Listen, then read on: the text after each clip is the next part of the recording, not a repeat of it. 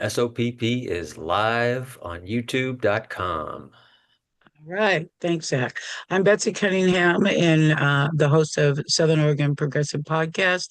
Thanks for being here and thanks for watching. And we will, um, uh, anyway, I want to introduce our panelists who are here every week. John, you want to introduce yourself and Zach? Yeah, I'm John Hunter. I'm president of Community Rights Douglas County, and I'm on the board of directors of the Oregon Community Rights Network. And I'm a longtime resident of Douglas County. I'm Zach, born and raised in Roseburg, Oregon. I'm a graduate teaching fellow and historian at the University of Oregon, and I'm affiliated with the Institute for Social Ecology based out in Vermont. Always happy to be here. All right. So one thing we had originally planned to have the Rural Organizing Project, the new organizer for this area, come and speak. She's actually going to be here with us next Sunday, because Andrew and Kevin, who I both know and work, with, is in the Democratic Party. Wrote a letter to the editor that was published a few days before Thanksgiving, about their take. And then in response, our favorite county commissioner, Chris Boyce, wrote a response. He was not personally invited here, but I always invite everybody in the public. So, it would have been fun, but I didn't expect him to show up. So Andrew, you want to go and then Kevin chime in and let us know what you believe and why. And Yeah, absolutely. So I will say that the kind of the motivation for this paper was the historic one, I'll call it, in New York of Mondami, and his kind of take on socialism or democratic socialism, as he's saying it. As I was looking at that, and I'll just full disclosure, I am a capitalist. I do believe in capitalism. I think it is inherent with freedom in a lot of ways. So I wanted to look at objectively kind of why I thought capitalism is the best economic system, kind of the downfalls of it and the risk that we take whenever we take on capitalism, and then how to make it more equitable to everybody across the board. So with that, we kind of really focused in on what I see as the major flaw in our current economic system, which is this adherence to trickle-down ideology. The idea that if we keep giving to the top, that at some point that funds or those wages, or however you want to put it, that capital will trickle down to those below. I firmly disagree with that. I do not think that works that way. And that's kind of what the argument I'm laying out in my paper. What I do believe is that capitalism in general allows for folks to, what's the word I'm trying to look for? To create innovation by not necessarily trying to fulfill people's needs, but more in trying to fulfill people's desires. And that's one of the big differences that I see between capitalism and socialism is that, yes, socialism will focus on meeting all those needs, but in a free society, we should be able to fulfill some of those desires as well. One of the, well, I don't want to stray too far from the paper and get into analogies or whatever, but Kevin, I want to stop there and make sure that your motivation was the same because I don't want to misrepresent your position. No, I agree with you. I personally favor mixed economies. Yep. I believe anything that is essential to our well-being should belong to the public. Yep. But anything that is not essential should be left to the private sector. Yep.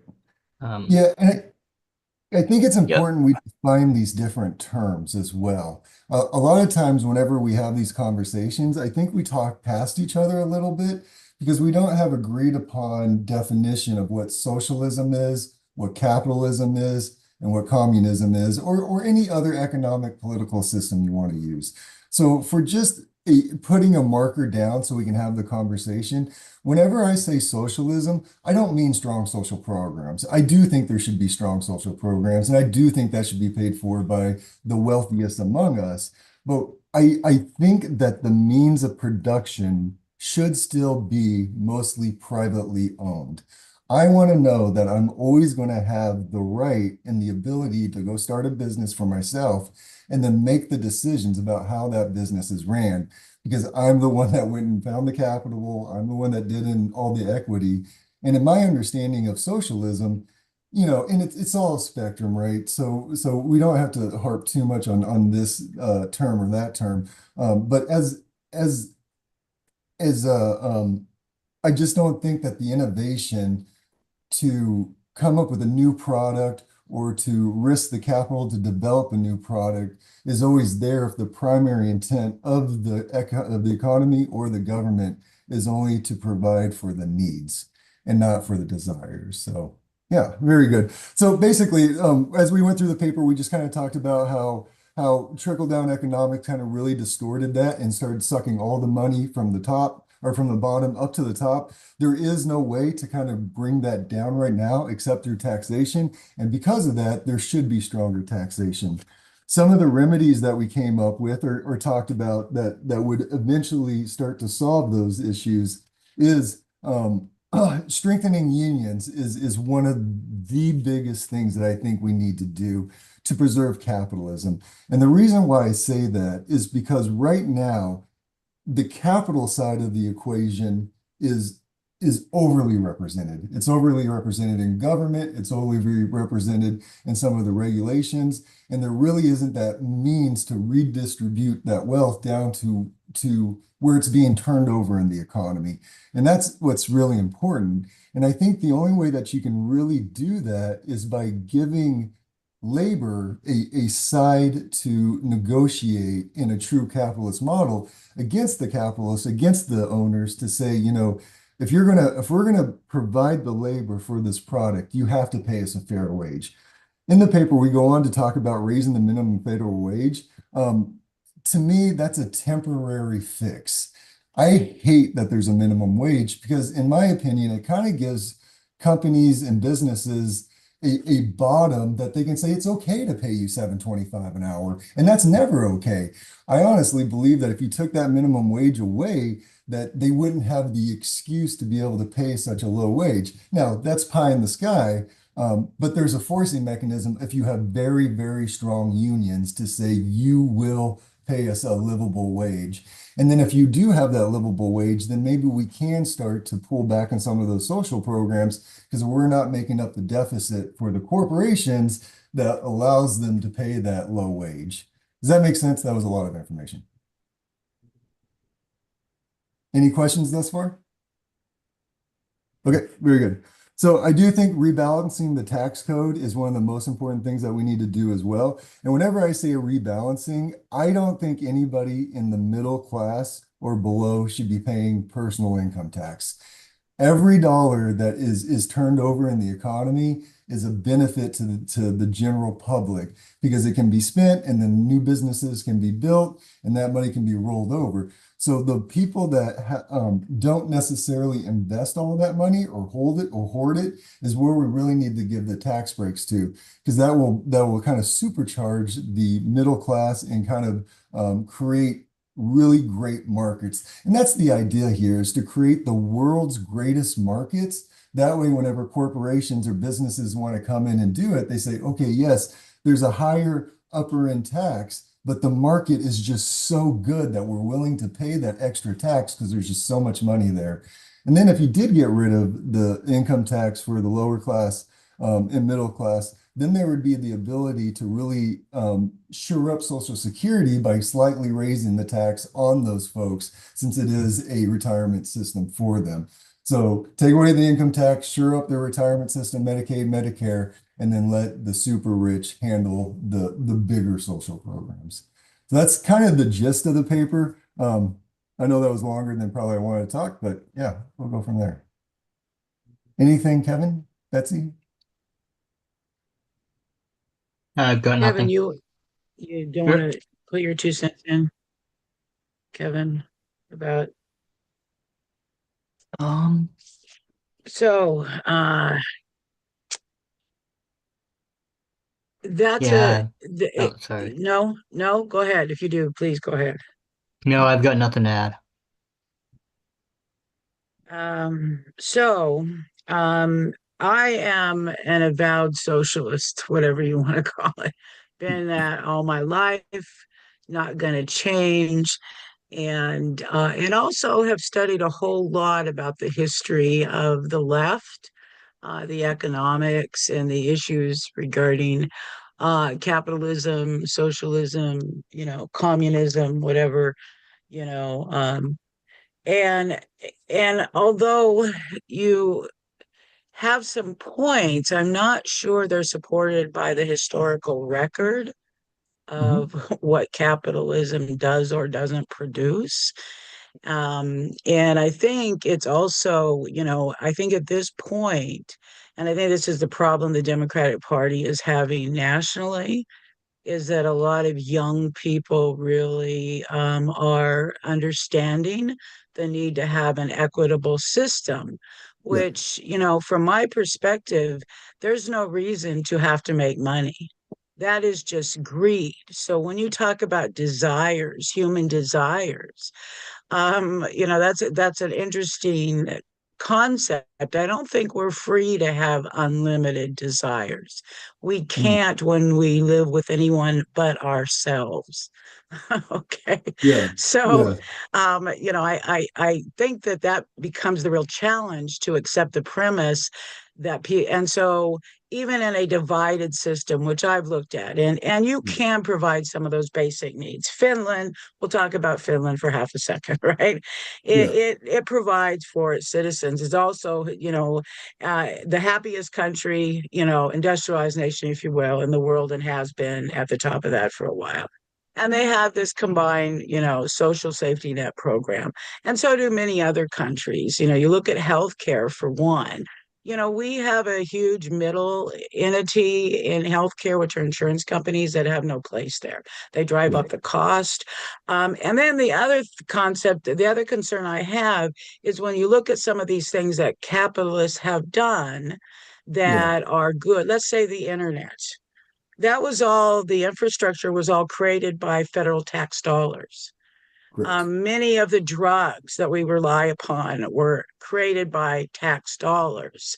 We moved from a system where noble, maybe not rewarded, but noble to be a public servant. And now we create public servants who are turning it into be a capitalist enterprise. The drug industry and the people doing the drug research on behalf of the American public is one of the big examples of the right to have a copyright, a patent right, or, the right to access future profits as it Yeah. transitions into the capitalist world. So that's a real concern. And I'm going to say with housing, and then I'll let Zach have his shot at you, or maybe John wants to take it. Yep. Yep. But look at housing, the thing that I'm, been an advocate for specifically, but I've also been involved in the healthcare stuff, um, is uh, is the fact that the system, we need social public housing owned by the government. That's the only solution to provide housing to low wage workers or people at the lower end of, and certainly the poor.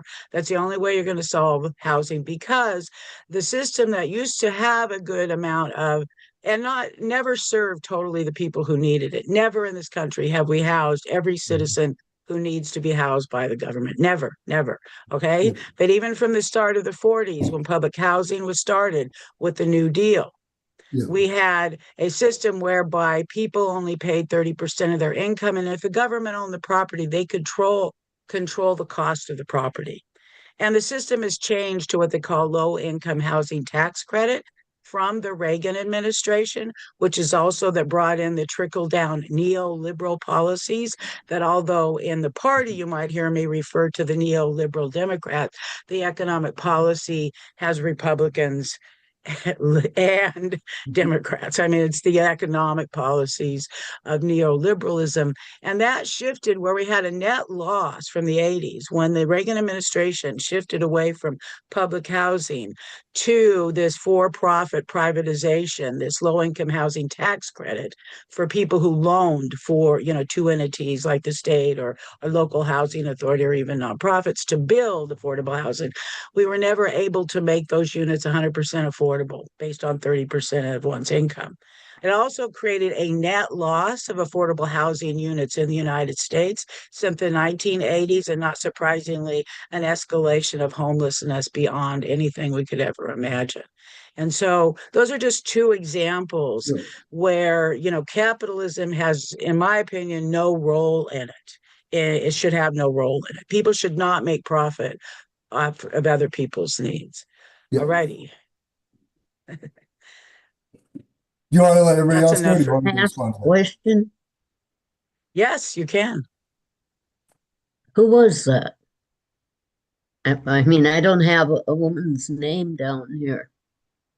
That was Sorry, Betsy. this is Betsy Cunningham. I didn't have my camera on. Sorry. I'm waving. Okay, I thought that sounded like you, but I kept looking at you and you weren't Sorry moving. about that. I was gonna click my video back on, but apparently I didn't. Okay, So thank you. all That right. makes me feel Thank you, better. Betsy. So I'm paying attention. yes, apparently. Me too. And I'm better than I am. Learning. Zach. Well, there's a lot that could be said about this. I've read and reread the article in question, and I have to say, uh, being somebody who is actively studying the history of capitalism right now, that the scholarship on capitalism runs completely counter to the arguments that have been put forward by Andrew and Kevin. And one has to know, to be blunt, one has to know nothing about it to be able to advocate it. The argument does not correspond with how capitalism has ever historically been practiced. And there's an attitude here that's actually really similar to the response article that was written by Chris Boyce, our county commissioner, that holds that there really hasn't been such a thing as true capitalism, that capitalism actually hasn't ever been tried properly. That that view that capitalism has never actually existed, that we haven't really perfected capitalism, or a real capitalism has not been developed, that comes out of the 1980s. That's a very recent line of argumentation that has appeared. And it mostly came about because of views about the Soviet Union and the so-called Soviet bloc of states being actually existing socialism. The socialism is taken at socialism in the sense of as I wouldn't even call it real socialism, but ironically, but the mentality was that there is this thing called actually existing socialism. We can see it in Cuba, we could see it in Venezuela, we could see it in the Soviet Union, in Vietnam after the Vietnam War, etc. But capitalism has not ever properly existed. And states have controlled markets and not allowed freedom to Yeah. emerge, real free commerce. Yeah. That's an argument that basically came out of the neoliberal turn in the late 70s and was cemented in public discourse through the 1980s. And it's a basically, I mean, one could call it a Republican Party talking point, but it's also a very reactionary talking point to to argue that we've either gotten away from the correct capitalism or it's never existed. Um, I want to also note that Andrew, you mentioned that there's a lot that I want to say here. But Andrew, you mentioned that we need to properly define what we mean by socialism and capitalism when we're having a discussion like this. And it's funny, if you read the scholarship on this, there are whole schools, institutions. Harvard University has an institute for the study of capitalism. In the last 10 to 15 years, major historians have published works reconsidering what capitalism even is. Nobody can actually define it. We don't really know what it is. We can say what it does, but its being is something that even scholars don't really understand.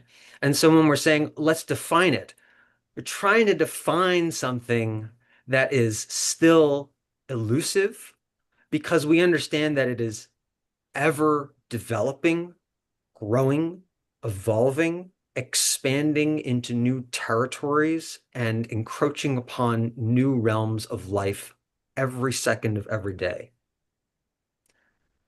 So it's hard to actually have a discussion about capitalism itself without taking a lot for a lot as a given. Mhm. And I would be wary if you're arguing for capitalism, what you're actually taking as given. Okay. So is that a question? Do you want me to respond or wait? You can respond, that's a comment. Okay, no, very good. No, I agree with you. So whenever we try to define capitalism, capitalism is whatever it is in that moment in time, right? Because we as a society are defining these different type of economic systems. There is no natural economic system. It's whatever we decide that we want to employ and use. So I agree with you in that point. Now, what we're talking about is whenever I decide or try to come up with what economic system is best, I look at what is going to provide the most good for the most people. And it's always tempered with freedom because my resounding position is that people should be free to make their own decisions always, period. And if that means starting a business and I want to produce something and I want to set the price, then I get to set the price, not not necessarily the government. Now, would the union be able to negotiate and say, we want higher wages, so therefore you're going to have to figure that out, and then I have to raise prices? Then great. But I do agree with you that defining the system is the most important part, in that it's up to us to define what that system is. It's not like physics. Uh, I don't think you know what an economy is then. When you're saying there is no natural economic system, economy is natural in the same way that humankind is natural. We are part of the natural world. We're a distinct part of it, but we are part of it. Yeah. That's to say, an economy, a society, politics for that matter, they're not something that is separate from what is natural. Yes, we can decide how to organize a society, but so too are we also shaped by economy, which literally means the order of the house, Right. the law of the house. Yep.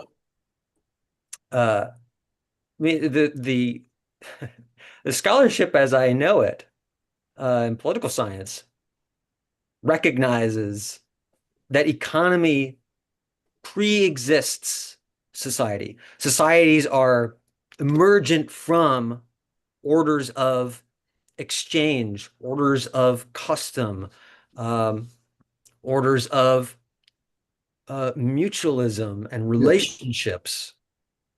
So I'm kind of baffled when you're saying What I'm there's saying is no the, natural the economic first, system. the very first economy, some could argue, was bartering, right?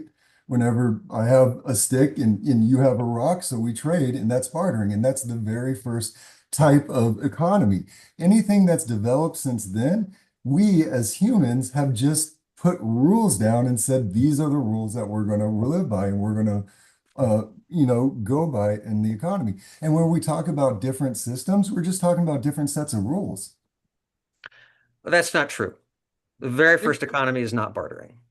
Okay. That is a long-standing myth that has been widely debunked by anthropologists for generations. That myth you could trace back to, say, Adam Smith in Wealth of Nations, who just presumes, really assumes, that from a point zero we begin with bartering.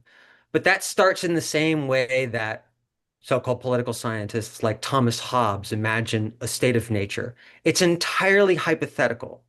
And it's hypothetical based on a projection of present conditions into the past. It's Hmm. not seriously analyzing human societies, how we've organized our lives, and the character of the natural world for that matter. The the this the basic understanding among anthropologists is that far and wide, the most common form of economy among the majority of human societies that we know to have ever existed are gift economies, are mutualistic economies that are not based in bartering, but are based in gift giving. And Uh, collectivism, right? And actually sharing, the resources. And that predated, and anthropology is kind of my thing. Yeah. And that is, really, thank you for pointing that out, because, we do assume bartering because that is a trade, but that's a mentality of a trade. And I think that comes to the crux of the issue. You brought up, Zach, a while ago, not in this, but before, about if we're going to have a society that is more oriented toward that shared, resource, then we have to have a mind shift of what are we going to do? What are people going to do? Because we're all oriented to that capitalist model of making money, right? To buy things, to survive. well, Yeah. And I think, Betsy, what you're saying, I agree with. Collectivism worked up until a certain point in time. I follow a certain professor, Roy Casagrande out of Texas, historian, really smart guy. I really like him. But one of the things that he kind of explained, and it's a theory, is that as population moved across the land, there was no real system because there was enough there in the land to just provide. It wasn't until there was a threshold of population where the land could no longer support those folks with just hunting and gathering that there was a need for a rule setting, because then there was a need for farming, right? So I I think collectivism could work as long as there was an abundance. If there's not an abundance, then competition immediately happens. It's nature, the will to survive. all right. So you are taking as a given the old myth of the development of agriculture, as I'm understanding it from you. Well, I don't That know if it's a myth. I don't think there's any like true set. This is 100% how agriculture started, and this is 100% why. So, take well, your no, point, and I'm you're not going to talking say about that. some transition from a hunter-gatherer lifestyle Yep, into an absolutely. agricultural style based on what population need. Limited resources due to overpopulation. Yes. Sure. But thinking in entirely linear terms like that is again disregarding the anthropological research that has reached basically a consensus at this point. There is not a unidirectional move from foraging and hunting and gathering to agriculture to now cash crop mass monocropping. Right. There's not the history of humankind is filled with whole societies practicing even varieties of farming, Mhm. maybe forms of settlement, and then giving it up and moving back into forms of hunting and gathering, forms of foraging. Right. And this is not just because of the character of resources in an area. There is also a social ecological element to this.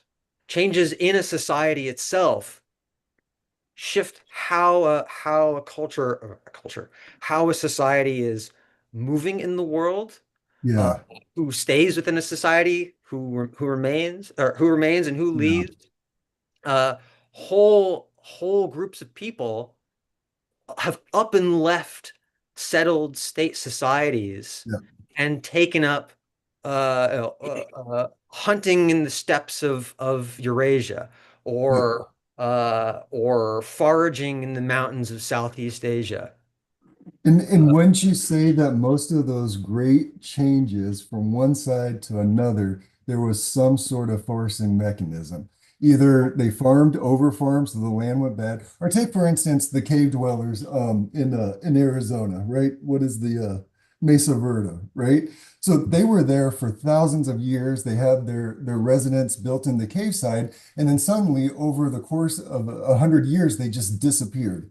It wasn't because of any social program. It was because the water dried up and there wasn't enough water there. So they had to move to a different area and they had to change their way of surviving from farmer to more of a hunter-gatherer type aspect again. So I take what you're saying, but I think most of the time there's a forcing mechanism due to hunger, if we're honest, that makes them change from one system to another. Otherwise, why change? I do love this discussion, the academics of it all, but can we move to the socialism and going forward? You know, Yep. can we talk about that? And I don't want to cut you off, Zach, but I want to also make sure, does anybody else want to, chime in to make sure that you do? And MA wants to say something. So how about Exactly what you just said. I just about said, wait a minute, I'm interested in getting these asshole commissioners out Yeah. of office. I don't really care about all this. And I come from an Iowa farm. And to me, man, farming is still around. But so I think the important thing, I don't know, I might be at the wrong meeting here. There was a lot of people that I thought were going to be here that are not here. But I just want today what's happening, what has been happening to us for how many years these idiots have been in there and Yeah. are just destroying our county. Mhm. That's what we have. To me, if we don't really start talking about that and dealing with that, I don't care what happened back who knows when. That wasn't us now. Right now, we got to get rid of these idiots that don't know how to run a county.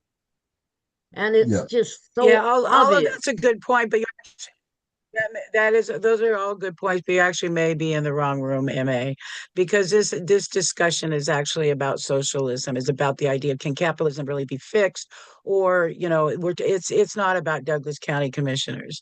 It Yeah. happens that we have two people running for the Douglas County Commission in the room, but that is coincidental because for one, oh three, oh yeah, there's another one. He's just not on screen, Nick. So it's just coincidental because Andrew was invited because he wrote that letter to the editor saying basically that, capitalism can be fixed. And this group, Southern Oregon Progressive Podcast, with some emphasis on progressive, is we're not quite sure that is true. Well, we're pretty sure it's not true. So, but I invited Andrew and Kevin to come on because they authored that piece and it was in the news review. So so you actually may be in the wrong room if you're expecting anything. But this discussion, I just want to talk about the capitalism, socialism, communism, whatever it is going forward, at some point here. And it really is very interesting information. But Lori, you want to say something? Yeah, and maybe this can kind of tie a little bit into what MA is bringing up in that Boyce wrote back about big government. And it also ties into something about what Zach said, because that tends to be what came out in the 80s was that platform, that rhetoric that the trickle down economics helps the Republican platform can deregulate in all these areas. And so then that way that frees up this capitalism and, kind of actually creates this unfettered capitalism, and we're all supposed to just buy in that corporations are just going to trickle down their money, and that's just getting worse and worse. And so all it takes are for our voters to hear big government, and then they read that headline and they vote for people like that, and it keeps them in office. And so how can we get the word out that that rhetoric is not equal, like, to Republican and capitalism, that big government is the problem for unfettered, what actually is a symptom of unfettered capitalism. MA, I want to respond to what you said too. When you're saying, well, we're concerned about the schmucks who are sitting in the county commission, we also have to ask ourselves, rather than just saying, let's get rid of them, we need to figure out how to get rid of them. What do we do after we get rid of them? What do we do when we get rid of them? We replace them with something else. And it matters what we replace them with. Yep. That's what this discussion is about. Yep. What are we actually replacing them with? I take that as the cornerstone of Kevin and Andrew's article. They're putting forward at least a kind of, I guess I could call it a philosophy of future governance of Douglas County. This is I take this almost as a kind of manifesto, not a very articulate manifesto in my opinion, not a historically grounded manifesto. I find it to be a rather illiterate manifesto, but a manifesto nonetheless. I want to address to Lori brought up the big government question that was kind of a centerpiece of Boyce's response. And I find that there's more overlap, more commonality between Mr. Boyce and Kevin and Andrew's articles than meets the eye, because they all kind of love the Clinton administration. There's a very shared interest in the policies, legislation that came through the Clintons, came through Clinton's desk and were signed off, authorized by Clinton. And so it makes me wonder, what really is the difference between the position of Andrew and Kevin here and Chris Boyce? So maybe one of them can answer that. But first, John had your hand up a minute ago, and then Lori has her hand up again, and then Andrew and or Kevin, you can respond. Okay, a couple things about the article that I was disappointed with. First of all, and this is, it's basically, you said the next generation will not simply not lose faith in capitalism. They will search for other systems they believe will treat them better. Well, first of all, it's not just the younger generation. I've been part of the capitalistic system for my entire life, and I still want to keep searching for a different system.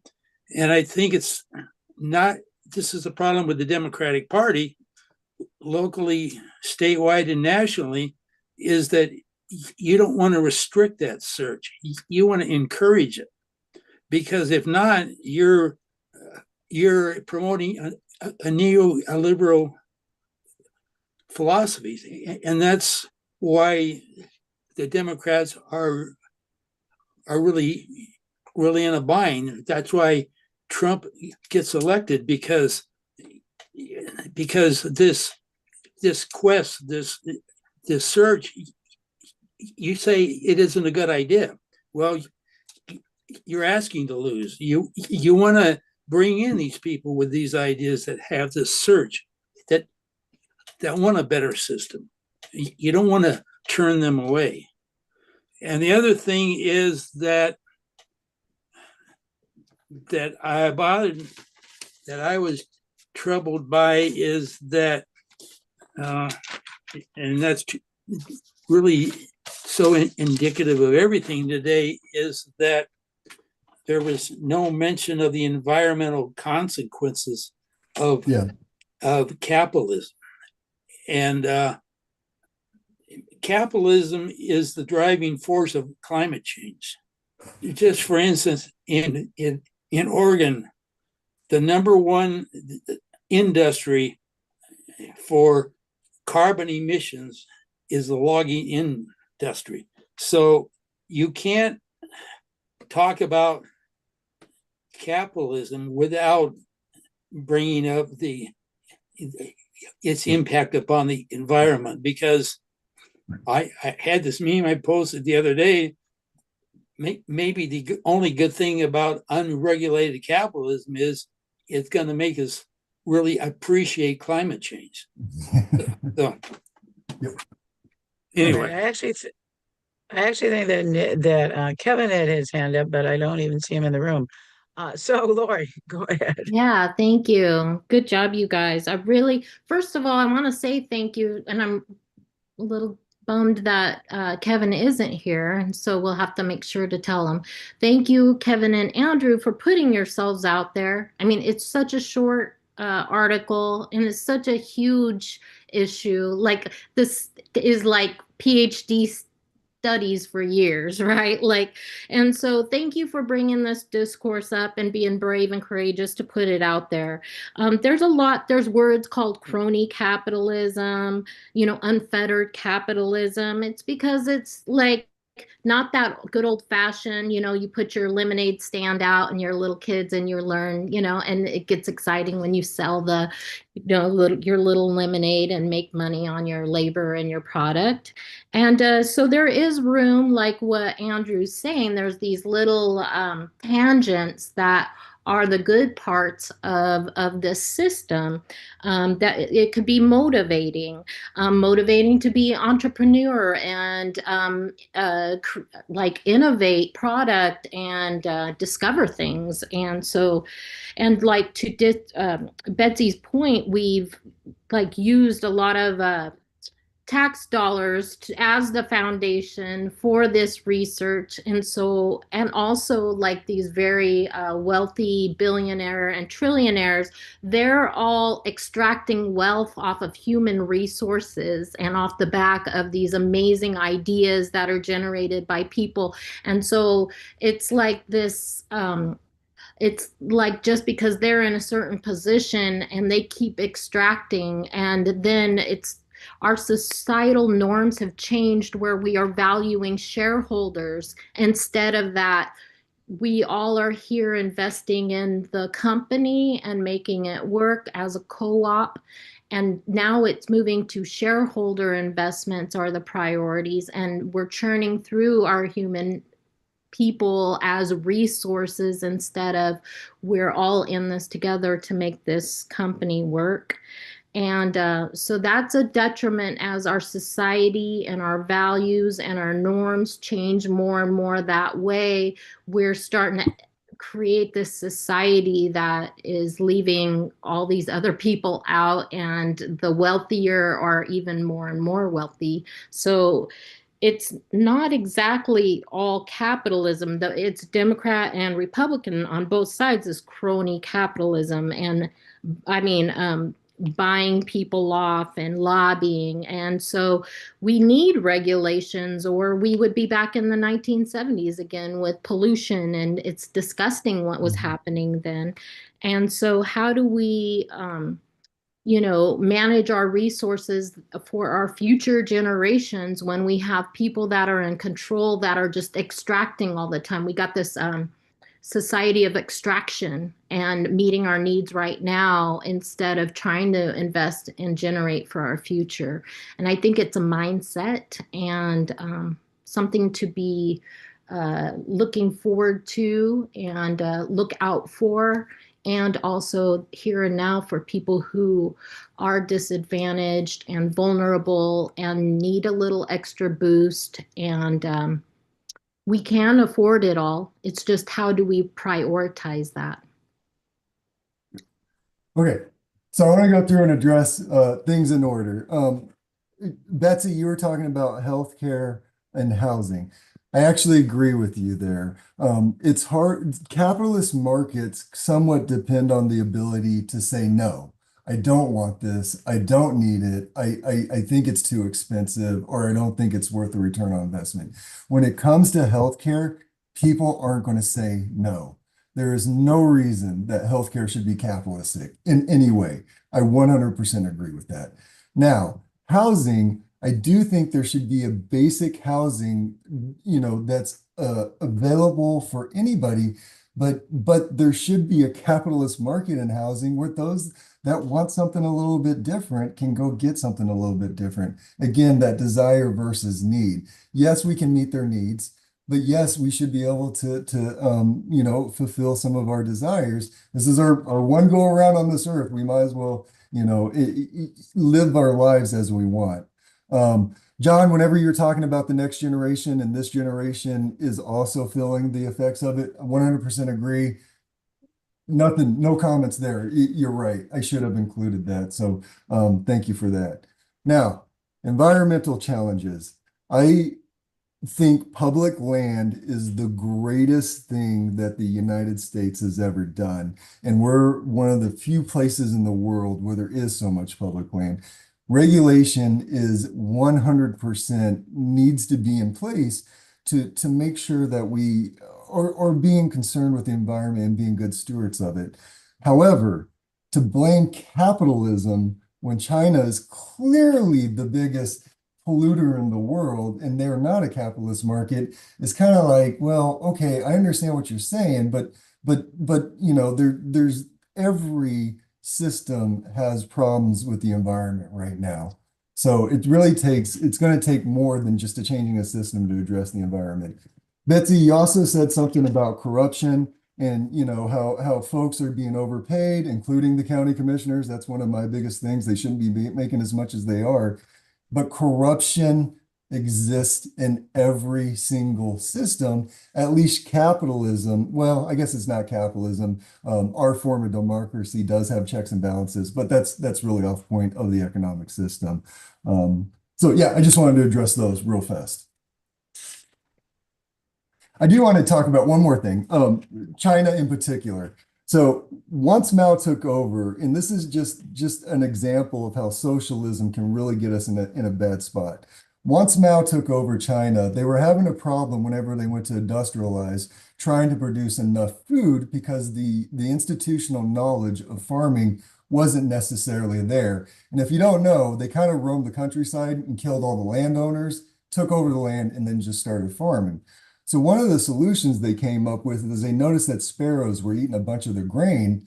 So they mobilized the entire country to kill every sparrow that was there. And they chased them around and they captured them and they set off fireworks and they did a really good job of eradicating sparrows. And that was the beginning of the greatest famine in China because the sparrows were eating all the crickets and all the grasshoppers and all that. But one person got to make a decision about the entire agricultural system, and it didn't work, and it backfired. In a capitalist society, that would have never happened because other farmers would have done other different methods. So I just want to say that, yeah, it's not perfect, but whenever you compare it to everything else, I feel personally it's the best we have. Of course. You're referring to the collectivization process in China, especially, which is based largely on the so-called Soviet system, the kolkhoz system of collective farms that were established under the early Soviet Union. Those were inspired by American scientific farmers. The Soviet Union when it was or organizing collective farming, was very interested in American farming methods. There were scientists, engineers from the United States who were Yep. brought to the Soviet Union and were allowed to run their experiments in so-called scientific farming that they were not able to do in the United States due to the character of the public institutions. Yep. Because of the bureaucratic what's the word? The bureaucratic hoops they had to jump through in order to execute their projects. Couldn't feasibly do it in the United States. It could do it in the USSR.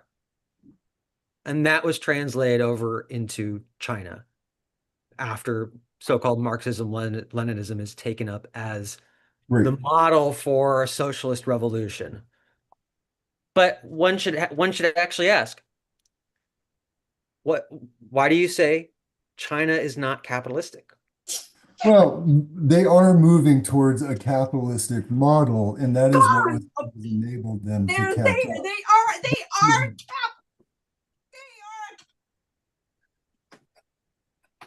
But the industrialization that are happened number under one Mao, capitalists. They are the number one capitalists. They are number one in the world. We They're have the a guest. superpower.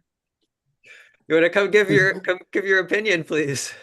the industrialization happened before the move of the model to a more capitalistic society. And look at the apartments that were built there. Look at the cities that were built. What my real problem is the centralized decision making. And that's the difference, right, between the American farmer and the Chinese farmer of that time period. The decision making was being made centralized by the government, by Mao, whereas over in the US, those decisions were being made decentralized by the farmer. But I'm not sure that socialism requires, you know, uh, democratic centralism, right? You know, there Yeah, are models of that, yeah, but I'm not sure that the two are have to be connected together. So I think that that may not be an accurate assessment of the distinction between the social political construct and the economic, system. Um, a couple of things I want to point. Thank you very much, John, for pointing out the issue of environment. That is extremely, because that's the other thing I think that I don't see a real analysis in either yours or Chris Boyce's. Is the analysis of the impact of capitalism on not just the environment, but on the okay. community as a whole. That this dog eat dog, I want more than you, I deserve more than you. All of that really does not advance human culture. It actually it detracts from the ability to advance and us to evolve to the point where we are not jealous of people, and we want to make more money to make ourselves feel better. We want more of the pie, or that we can't innovate because all we could ever do that is by being motivated by money or some greed. I think that's a flawed assumption about humans. And I don't accept that about the human potential. So I think that people can be motivated to do what's right for the community to ensure that humanity and the planet exists. I think all those things are the way that we can actually live. And I think that that's probably when I talk to people who are much younger than I, it's really very clear that that is a world they want, and they're not Mhm. sure they want to be around if they can't have it. I mean, I don't think we really make a connection about the, even Donnie, democratic socialism is socialism. Do not misunderstand that, Andrew.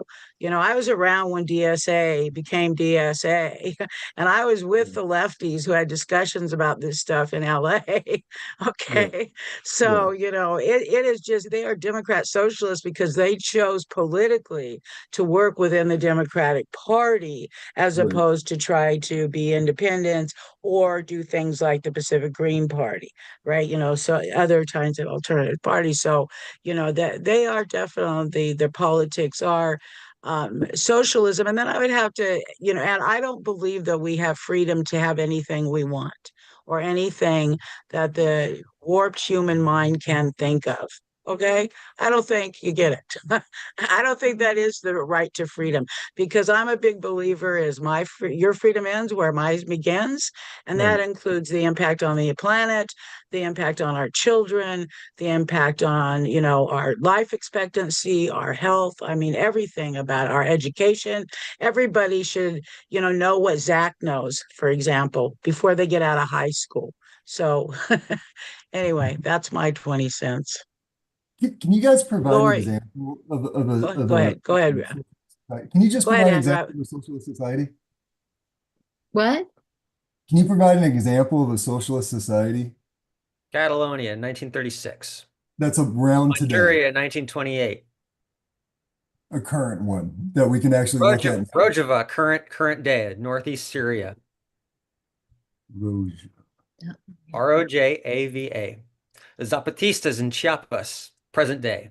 They've been around since they've been they've been settled there since the 90s. At least, well, the movement's been going on longer than that. It might not be a good example to study considering, the war that's been happening there and, if it's been successful or not successful and so on and What so do you forth. consider success to be? Oh, that's where I wanted to start this conversation of defining what these different systems are and then what the success of that system is. Again, to me, it's not, we do need to provide for basic human needs, but a system should allow for us to pursue desires, whether it's fishing or whatever you want to do, hot air ballooning, like there's no usefulness to When you're that. saying we should provide for basic human needs, but you've started this discussion saying we need desire first and foremost to satisfy desire, and human needs are effectively secondary. How are you going to meet anyone's needs? Because I could desire to take your house and you don't have a place to live. Your needs Right. not met. There's Well, okay, rules and my desire is satisfied. laws and ownership, right? That's what society is the ground rules that we live by. Well, you And need that your life, right? But I could say, well, I desire your house, so I could come and stab you. but we Okay. have rules and laws. What does that have to do with capitalism or socialism? You're saying it's based on desire. Capitalism is based on a desire, right? So Well, you and I don't think think there's that's ethical ways to Individual desire. yes, but then who's going to decide that, Andrew? I mean, I understand what you're saying, Zach, because that's kind of what my point is, that we don't have unfettered freedom. We don't have the right to do anything or have anything we want. Now, let's say if you want to go Right. fishing and everybody else, it's a whole issue of the commons, right? The tragedy of the commons. There's, written about this, and we even had a discussion in the library about the commons, the impact of human desire on the commons and the reduction of resources. So I think that is really kind of the problem is how do we set what those desires are? Capitalism has already been set on people deciding what human desires we should allow in a society. Well, That's right market now. design. Betsy, I have to interject. When you're referring to the tragedy of the commons, that phrase is really coined by Garrett Hardin, who is a known neo-Nazi, whose work is almost entirely provided for by the Pioneer Fund, Oh widely yeah, known as and a white supremacist organization. That notion of the tragedy of the commons is grounded in a white supremacist movement. That's where that comes from. Just so everyone knows. Thank you. Whoa. yeah, and I don't know that I wasn't advocating. It's just that's what if you talk about the commons, Everyone should know most that. people. Yeah, but everybody thinks the tragedy of the commons is the only thing about the commons, right? That's the problem when you do research on it. So, I- Laura, you wanted to say something, yeah, I and want to bring it back to local, like an example of capitalism was when there were trees in a park and there were studies or whatever here, and they just sold the trees just to make immediate money. They rezoned it, so they found their loophole, and then did the trees, got the immediate money off of it. And then there's flooding and landslides for the people that live below the trees. And then now those mudslides are starting to come into the creeks and kill the fish. And all those other little things that are all in the way of more flooding, no trees come in, and but we rezoned it, and the commissioners did, and they got immediate money because of that capitalist mindset of like it's here to serve me. I desire to make money off of that right now, and that's the hard part of that unfettered. It's there for me right now, attitude in the system. And then also another part to that China, we listened to this. I don't know what the show is called, but there's these two guys kind of in a podcast, and they kind of joke about China being like their buildings not being very solid and stuff because everybody has a different like measuring tape because they all have different sizes of their measuring tapes because it's not regulated because they just whoever wants to make measuring tapes whatever sizes they do. And so there's this, how do we want to operate? And let's kind of come into that understanding of what we want to be as a society and really come into a balance with this. And I really, and this discussion is really important that we're having this as locals and really examining this and pushing each other. And we need to have more of these types of conversations that are hard and also brave, because we all know that capitalism is such a huge topic, and just to put a little tiny article in a News and Review is brave. Like, I'm just going to say. Anyways. I'd love to use the example as tobacco whenever I'm talking about desires, right? There is no objectionable, well, maybe there is an objectionable argument that says that tobacco is a good thing for society, right? Causes cancer, it creates these addiction problems and all that. But as an American, I should be able to choose to smoke a cigarette if I want to smoke a cigarette, or in my opinion, basically do any drug I want as long as I don't break any laws. So I could see in a socialist society where they would say, you know what, cigarettes are increasing our healthcare costs to the point where it's non-economical, and we're going to take them away from the society because that's what is good for the people. And I don't go with that. You should be able to make a bad choice in your life. You should be able to make deadly choices in your own life. It's your life to live. That's Yeah, but Actually, nowadays they add addictive things in it because they have lobbyists in there, and so they get to add all these additives to cigarettes. So it's not even the same thing where they get to still burn. So you have to, when you set it down, it's formaldehyde, and so it's even more deadlier. And then, yeah. but anyways, that's why regulations, and that's why we need to have some of these checks and balances in place in this unfettered capitalist ideas.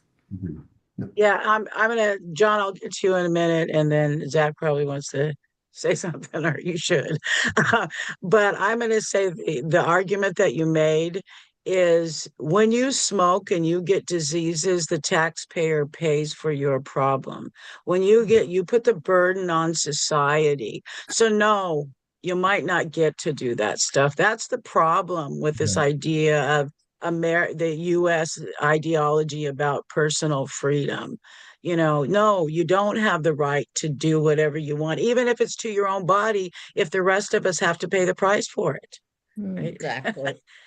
That's You know, hard. That's so a hard one because, like, Yeah, there that's are and I rituals, smoked there's in my life, okay? culture, people enjoy. Actually, I was shocked to find out that it reduces anxiety. A lot of people use Yeah. tobacco Oh, to reduce, absolutely. and there are Yeah. chemicals in there that does it. So, yeah. it's just the whole corporate part of it. Like, we've been putting additives to bread and like all of this that makes bread unhealthy. Like, it kills the bread. It's not like old-fashioned live bread before. And so because of capitalism, and the more we kind of indulge in that, and they get to do it, and that's a problem. Because it's politics is what's getting in the way of that, and crony capitalism, because that's the problem. John, you still have your hand up? Yeah, And okay. I just wanted to correct Lori on what she said about the parks when it comes to Brett Nichols was a regenerative park. It was when it was established to be logged. That was the agreement they made. Okay. After they logged it, then they did away with this park status. And the same with Busenbarg. Busenbarg was a park, and after they logged it, they did away with that park status. They did that both times. So in the future generations, they don't have to have that hassle with the people. So it was much more convenient to redesignate the parks after they logged it, so any future generations wouldn't have a complaint.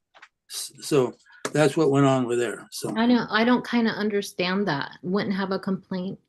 how what? I don't understand, sorry. I wouldn't have a complaint for what? It was no longer a park. Right. Okay, that's why they rezoned it. Right. Okay. Right. Yeah. So After they logged it. Okay. yeah. Sorry. Right. and then you They may be logged a part of park. They Thank what? you. They logged a park. Yes. Yes. And after they destroyed it, it was no longer, they took the park away from us. I have something to say. This has all been really an interesting discussion, and I've been kind of just trying to take some notes and trying to address a little thread of like observations that I was kind of pointing out to myself here. But yeah, like this, everybody trying to defend capitalism is just so kind of like sad and boring. And I think what's interesting when we started, we were talking about how nobody can define capitalism. I find that interesting that it's similar to anarchism, where everybody's got a different idea of what it is, and it's a really goalpost shifting kind of a thing in a lot of cases when you try to nail down what is it, you know. And I mean, to me, it's just become, you know, whatever it's called, you know. I mean, people want to say it's greed or whatever, and it's but like there's certain systems that kind of like streamline and funnel greed in a certain way, and I think it's more of like socialism for certain people and the wealthy and the elite or whatever. So I mean, that would be my campaign for anything, is to you know, I mean, maybe shift away from capitalism at least, and because I'd like to try that out as an idea, since the majority of the people I've ever sensibly talked to seem to have a pretty good argument for, you know, shifting away from capitalist policies that seem to be kind of, you know, not stewarding, like you were saying, stewarding the resources. And that's one part where I think it's interesting to talk about how, you know, like you're saying, capitalist policies are supposed to, like you were saying, like socialism or collectivism only works if there's an abundance. It's like, well, it kind of only works if you're able to steward the abundance that you start with, and certain areas maybe aren't as but like that's the whole trick, right, is to steward the resources. And that's one thing that I think capitalism doesn't really have a policy for. I mean, there doesn't, I keep trying to figure out, okay, what do people think capitalism is going to help us with? And so the other thing about the convenience of not being able to define your ism, capitalism, anarchism, whatever, socialism, you know, it's, you get to blame everything else and shift around and justify whatever you're doing. Because like I can see everybody you can make all kinds of arguments all day about this or that. Well, that's not true capitalism, so it wasn't capitalism's fault that happened, but it's a kind of a capitalist policy to make it like, the rich get richer in all cases, basically, and like as many. And so, I mean, I just really see that as another democratic failure, because that was, and it took me a while to figure out that perspective of like the Democrats kind of their job is to fail and lose. And it's kind of sad. I mean, I'm not trying to talk bad about any particular group, but what I'm saying is like, that's how it works. You kind of like try to still defend and cling on to the capitalism because that you're trying to get like some swing votes from people that are capitalists or whatever. And, but like you're not tapping into the vote of people that don't want capitalism, which I think is more of the majority. And so the more we have a better vision for how to shift into something else other than more of what the status quo is doing, which is the capitalism, like like unchecked insanity, So, I mean, from a lot of us perspective, from the, people who are more comfortable, of course, are probably like, no, this is working for me. So, but anyway, so, and that's hard because it ends up, being like the rich versus the poor all the time, and that's annoying. So, like, that's why the collectivism is really what works, I think. And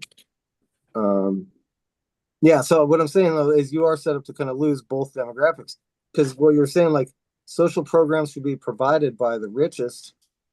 The rich people aren't going to go for that. That those are the people who are like, no, we don't pay for that. So, and then if you're still clinging to capitalism, then all the poor people that could vote for you are like, well, doesn't look like it's going to be much of a change, if any. But then again, you do propose a good change. I mean, you have some sensible stuff in your proposals and stuff, but like the overall ideology, to me, just as like it's a sketchy situation trying to like continue the capitalism if you're trying to get like a sensible, like actually have a good argument for it too, even because that's what's going to get people voting who aren't voting is saying something that makes sense. And the most stuff that I'm seeing that makes sense most of the time is, wow, we have this unchecked, capitalism, and it's not Democrat or Republican, it's both of them. And so, and then this libertarian kind of idea that goes in with the Republican stuff of like, you should be able to do whatever you want.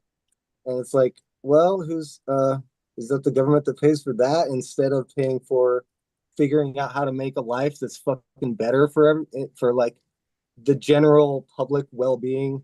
I heard him talking about it at the city council, something about well-being of the public or something. I'm just like, what the fuck are we? Is that really your goal? Because I don't really see anything happening in the fucking thread of that, And so now we're canceling the homeless commission meeting, and so I'm just like, we need a new voice that like can gather the voice of consensus here, and it's not going to be.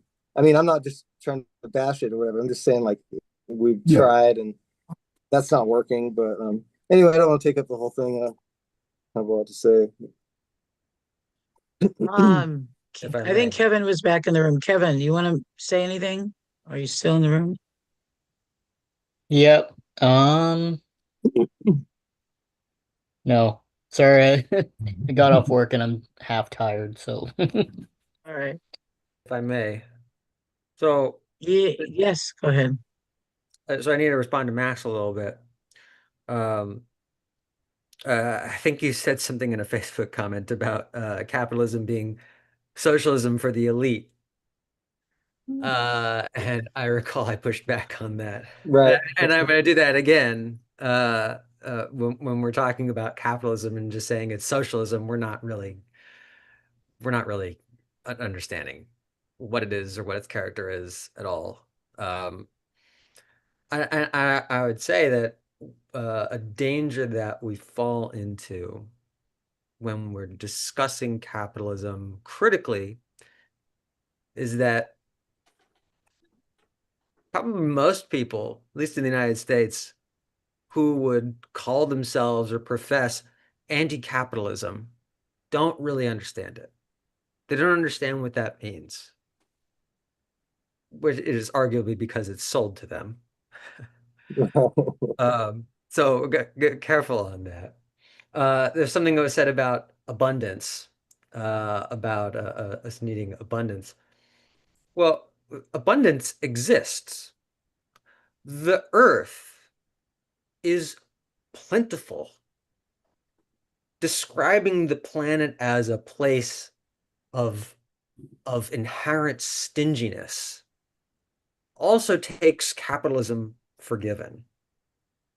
It neglects that historically capitalistic market economies and states that are forwarding them have simplified the natural world, have left lush ecology arid.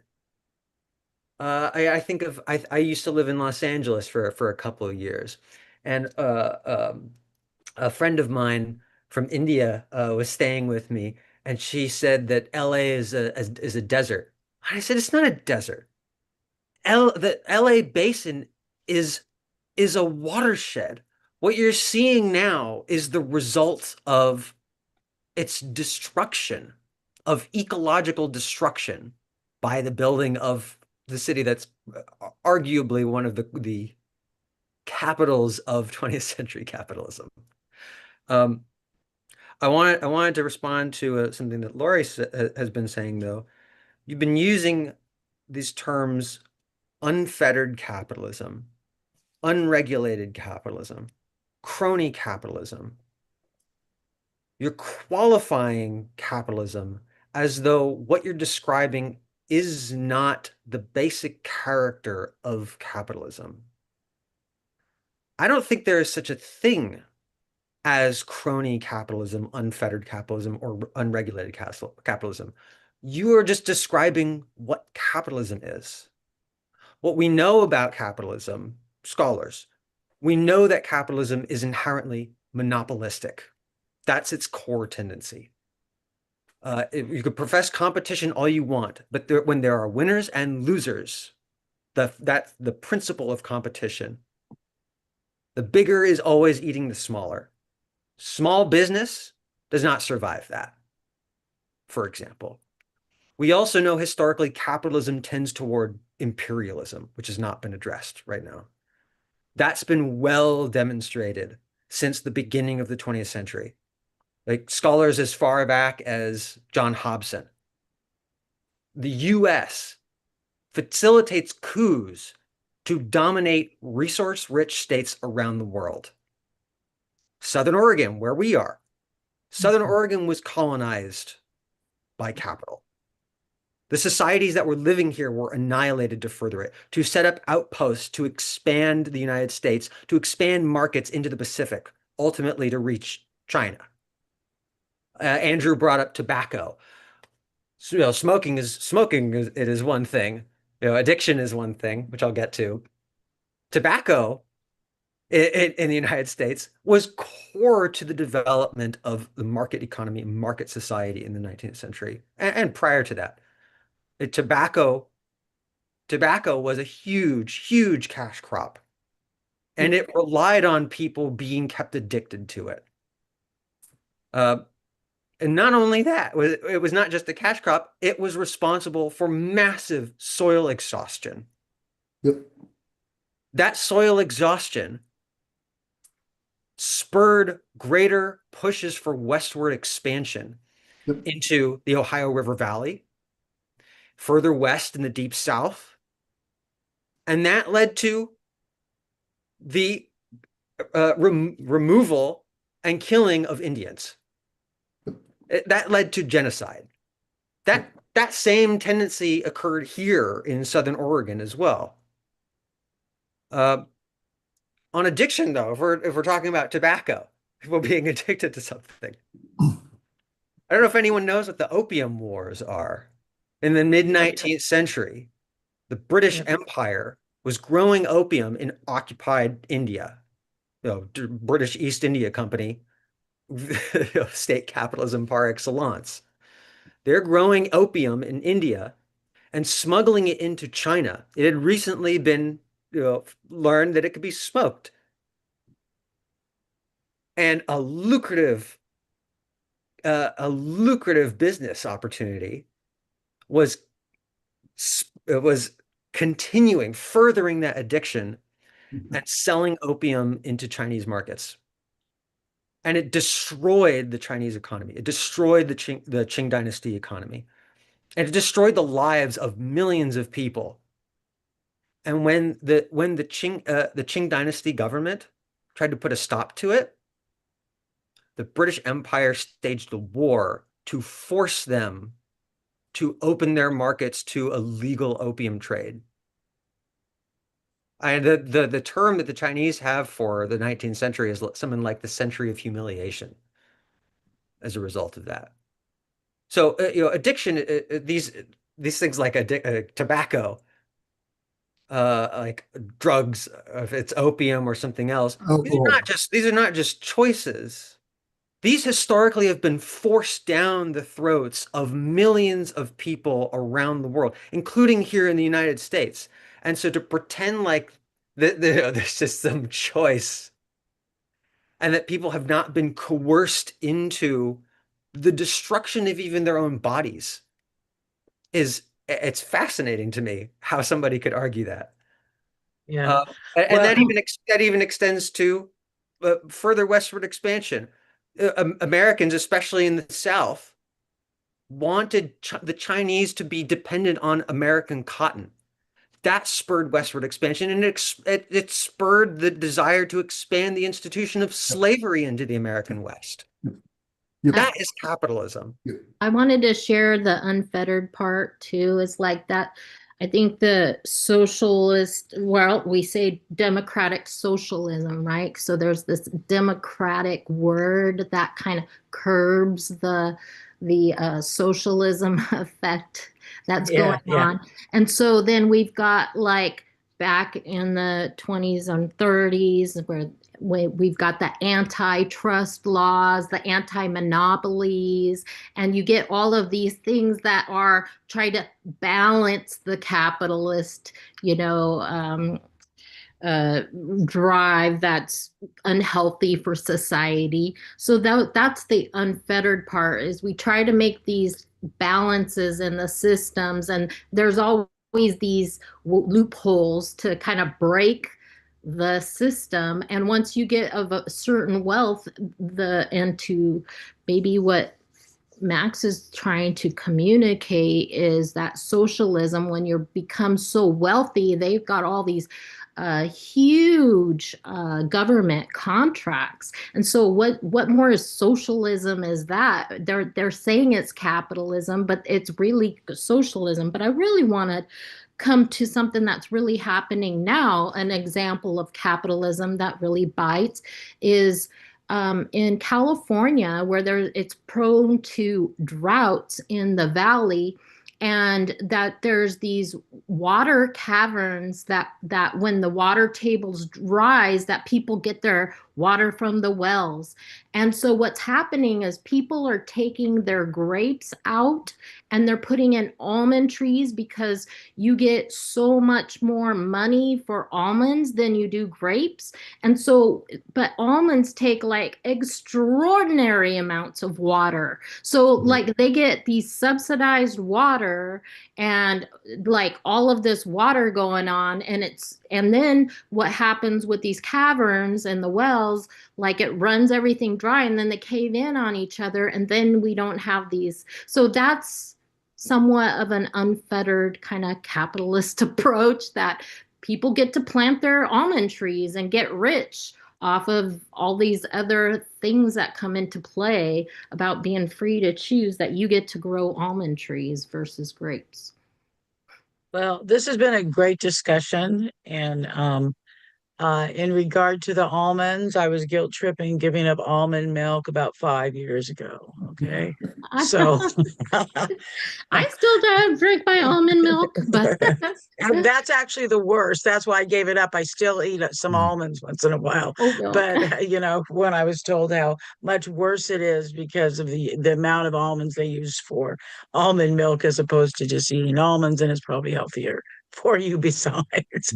Anyway, so we are, past the hour and a half Oh, mark, wow. or pretty much close to that. And so if Kevin, Andrew, somebody wants to, make some last comments, we can do that.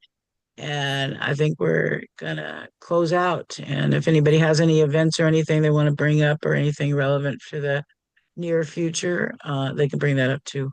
So, Yeah, I just wanted to really quick get back to that guest column that Chris Boyce wrote. He was saying that raising the minimum wage in like Douglas County would be a disaster, that the businesses cannot avoid that. I know for a fact, because when I was on the board of the watersheds, there right next door to them is Old Soul Pizza, and this was 2019 or so. We spent way too much time there, by the way, but I got to know the people there, and I was very surprised when the people working there was a lot of young people. I think Max knew a lot of them. I was talking to them, and they were quite happy working there. They were getting $18 an hour, and this is 2019. I think they're probably getting more now, and they're and also has expanded their business. They're very successful business. So that's just one example that blows out, you know, Chris Boyce's claim. They were doing quite well with, by paying above the minimum wage. So I just wanted to add that to it. Probably, I was gonna say that too about what Andrew was saying, because he was saying how, yeah, like advocating for no minimum wage or whatever. That, I mean, that doesn't really check out to me, because like if you raise the minimum wage, that kind of like cancels out that issue of people being able to pay lower wage, like too low of a wage.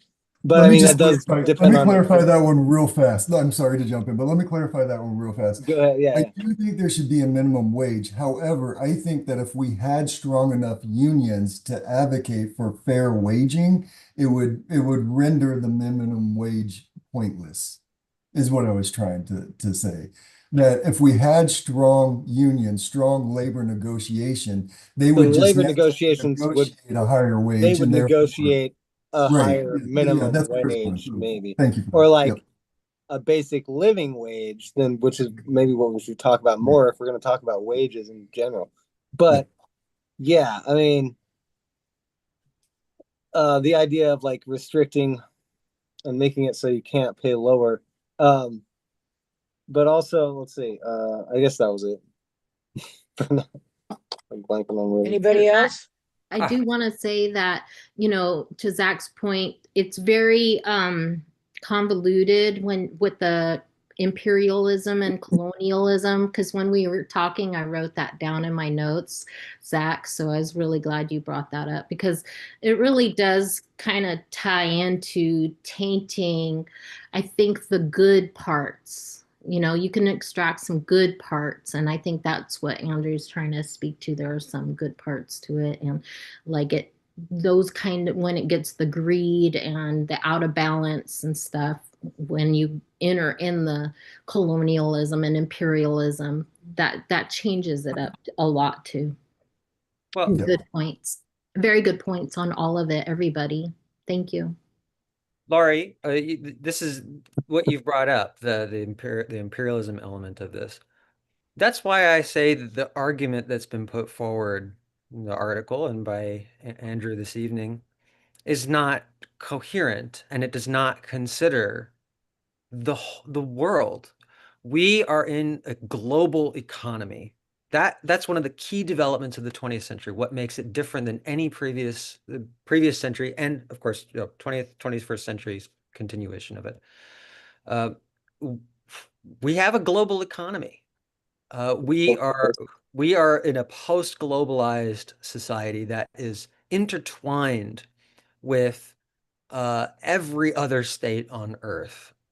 And one has to ask, if we're talking about so-called prosperity in the United States, or Finland, or Norway for that matter. Firstly, prosperity for who within those places, but also big picture prosperity for who in the whole world. Uh, I think of Norway as a clear example of this. So there are a lot of self-described democratic socialists, which is kind of a misnomer. Socialists historically they just considered themselves Democrats, not in the party, but pro-democracy. Uh, there is this notion that that Scandinavia is the model, that the Scandinavian states are an example of social democracy working. Um, Norway's economy and the social welfare programs in Norway are reliant on the state investment in oil companies. That's that's the basis of their welfare. Mm-hmm. That is providing welfare, providing prosperity for the people of Norway, the citizens of Norway, at the expense of the rest of the world. Alone. Mm-hmm. I mean, I don't even have to go into mere like political domination of the global South that allows for that extraction, but the extraction and burning of fossil fuels alone, and doing it, with the support of a full state, that's a lot on its own. That is life destroying. So a couple last things I want to throw in here. So much more we could talk about. But so scholars have stressed that military spending and development were largely the basis of the mid-century economic boom in the American West. So when we talk about prosperity post-war, mid-20th century, we're talking about an economy that's built on the so-called defense industry. California's economy was subsidized heavily by military development, and it was fed by Oregon timber. The New Deal, which a lot of self-professed socialists, social democrats, uh, uh, tout and celebrate, it did not alone rescue Americans from the Great Depression. It was deficit spending informed by Keynesian economics that was aided especially by war spending that ended that depression. I mean, the Roosevelt administration also expanded prison labor in the 1930s. And the US kept up a perpetual war economy after the Second World War. Imperialism, imperial domination of impoverished peoples throughout the world was the means of creating and securing markets. That's what growth has objectively entailed over the last 100 years. And when we're thinking of, say, ecological crisis as nothing more than a problem of management, we're not really imagining ecological crisis at all. And my last point here, because unions were brought up. So Andrew and Kevin are touting unions. They explicitly say in their article that they are promoting worker voice. And they're claiming that unions are improving workplaces to bring wages up. But I don't think you guys understand what unions actually do or why they exist. Because unions fight the exclusive owners of production. They fight capitalists. They represent labor. Capitalists work to thwart and crush unions. Their aim is to give workers as little as possible and not to and their goal is to maximize their profits. I mean, when you're claiming to value worker voice, you're not advocating for worker power. You're not advocating worker agency, not worker control over their own production and their own sustenance. And the bigger problem with that is when you're saying you want to restore fairness in capitalism, as though capitalism is not inherently unfair, not inherently favorable to the few at the expense of everyone else, you're following the thinking that a union of, say, 1,000 workers is somehow equal to a single capitalist CEO. Not only that doesn't just only overvalue the existence of one individual over hundreds, even thousands of people, but you're also asserting the basic logic of corporate personhood, which some of us know from reaffirmed by Citizens United versus FEC in 2010. That the boss is granted full individual personhood, whereas everyone else is only recognized as a full person equal to that individual when banded together in large unions. That's diminishing the personhood of the majority of the people on the planet. That's dangerous. I would even say that that's totalitarian kind of thinking. Well, and unions can be, a whole discussion, Right. and then some, because what unions were when the socialists and communists were organizing the majority of the workplaces in the United States are way because that is who actually formed the union movement. And if you don't know that, where'd you go to school? No, you wouldn't have learned it in school. That's the problem. But that has evolved very differently, right? As the the National Labor Relations Act, there's various things that actually started to intentionally were created by Roosevelt to reduce the power of unions, right? Their power, the biggest power they ever had was the right to strike. The only union you ever see really that does a wildcat strike, yeah, are the longshore. Yay for the longshore. Yeah. It's probably why they get over $100 an hour and stuff for what they do. Yeah. Got to tell you, that's the kind of power that I think Zach is talking about, right? That's the power that they need, is the ability to actually control their workforce. And very few unions have that. And I've been a union member. I was actually a regional officer for the United Auto Workers division of theirs. Glenn has been a Teamster and a machinist union and active in Teamsters for Democratic Union. So I think if the ideal of unions is good, the reality of unions in America today, not so much. Yeah, and um, Betsy, I would continue on that. Whenever I talk about the power of unions, I look at the European model or the French model, where if one, like the steel workers, go on strike, they yeah, can call for a general strike, and the entire country goes on yeah, strike. yeah, And you want to talk about agency for the right. workers? That's agency for the workers, and that's capitalism too. And Yeah, that's well, That's people fighting capitalism. yeah, yes. It's people that's what I actively think. fighting their It's domination. I mean, That. the If they did capital. not fight, they would be dead. They would be slaves if they did not fight.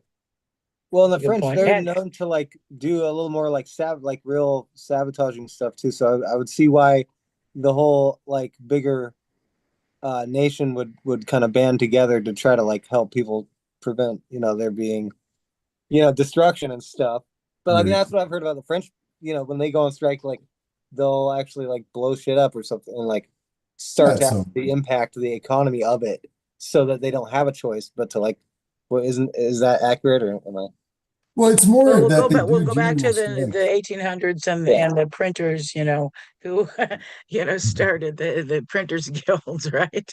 And the sabotage, right? Anyway, we don't have time for all that. So, Yeah. and obviously we didn't even have time for this subject, but I thank you very much, Andrew and Kevin, for doing this, because um I, I'm we can be a challenge, and which is a good thing.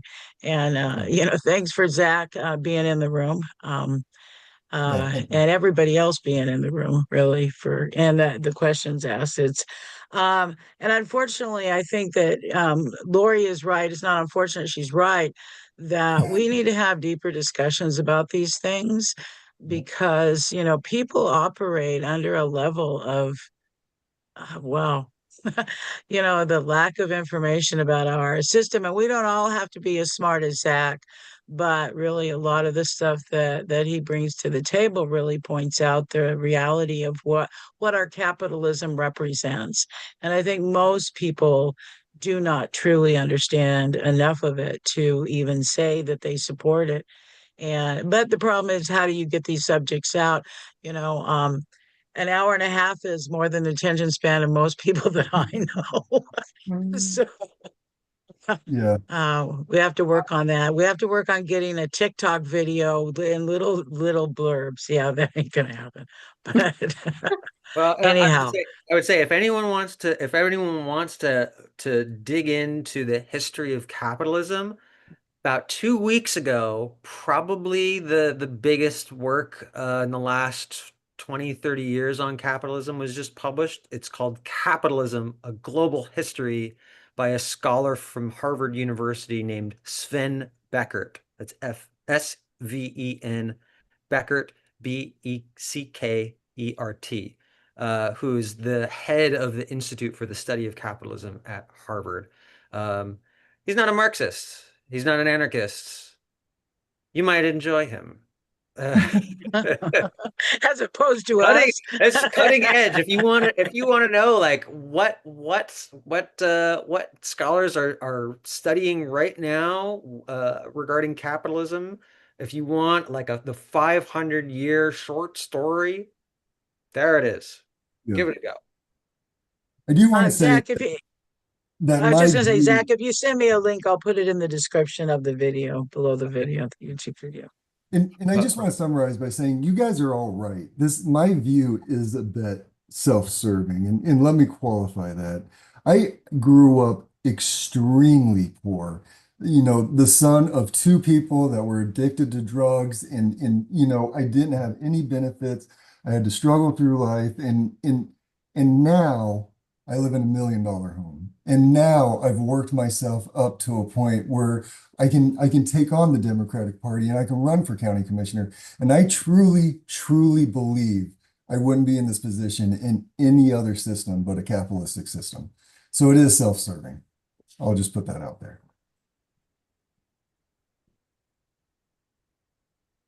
So, are we done? I love it. Thank you so much. And thank you for energy driving us forward with all this, Betsy. And I just love this discourse, and it brings us to who we want to be when we have these insights together, and it challenges us to be better and to rise together too. Yeah. Let's talk about Bill Thank you. Clinton next time.